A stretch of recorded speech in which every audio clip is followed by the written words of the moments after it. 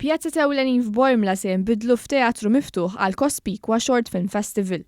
Fit-tmiem il-ġimgħa li ġej se jsiru 5 drammi fi Pjazza Ewlenin ta' Bormla. Din l-attività ser issir wara l-Kunsill Lokali ta' Bormla evalwa tajjeb is-sitwazzjoni u se jittieħdu l-miżuri kollha meħtieġa sabiex tiġi assigurata is-saħħa ta' dawk li se jieħdu sehem u l-udjenza. Is-Sindku ta' Bormla Alison Zarafa Civelli spjegat se jara min se jattendi għal din l-attività. Iva waslet it-tielet edizzjoni ta' Cospicua Short Play Festival u minkejja is-sitwazzjoni li d-dinja għaddejja minnhom aħna xorta xtaqna nagħtu l-opportunità lill-artisti l-atturi lill-kittieba li ilhom jaħdmu fuq Cospicua Short Play Festival sa minn Jannar u qabel għal daqstant segwejna l-istruzzjonijiet, il-pariri u l-protokoll neċessarju sabiex stajna nagħmlu dan. Iċ-Chairman tal-Fondazzjoni tal-Kottonera Glenn Bedingfield tkellem dwar l-importanza ta' attivitajiet bħal dawn.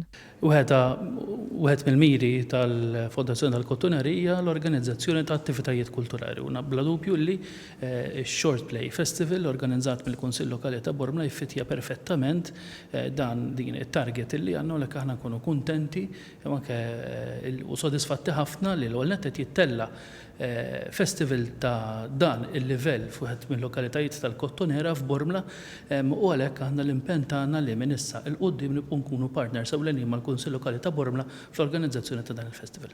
Il-Ministru għall-Gvern Lokali José Herrera tkellem dwar l-importanza ta' attivitajiet bħal dawn. Ħabbar li fil-ġimgħat li ġejjin se jitħabbar proġett ta' ċekkjatur tal-lingwa Maltija online. Il-Cospicua Short Film Festival se jsir bejn nhar il-ġimgħa u l-Ħadd.